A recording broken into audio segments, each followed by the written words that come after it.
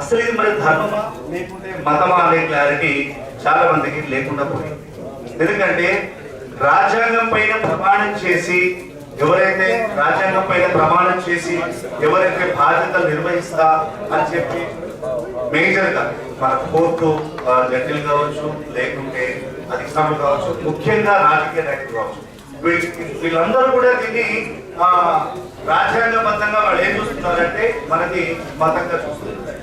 ఎప్పుడైతే వీళ్ళందరూ కూడా మతంగా చూడడం మానేస్తారు, మనది ధర్మం, ఈ ధర్మాన్ని ఎవరైతే ధర్మంగా అంగీకరిస్తాడో అప్పుడు ఈ వైషమ్యాలు, ఈ గుళ్ళు పోయడాలు ఇవన్నీ కూడా జరిగిపోతాయి. తిరుమల మహాక్షేత్రం అనేది ఇది ధర్మానికి సంబంధించింది.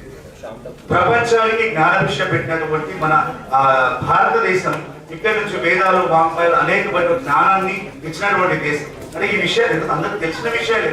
ఎందుకు గుర్తు చేసుకోవాల్సి వస్తుందంటే ఈ రోజు తిరుమల మహాపుణ్యక్షేత్రాన్ని రెవెన్యూ భాషలో చూస్తున్నారు, శ్రీశైల మహాక్షేత్రాన్ని కూడా రెవెన్యూ భాషలో చూస్తున్నారు.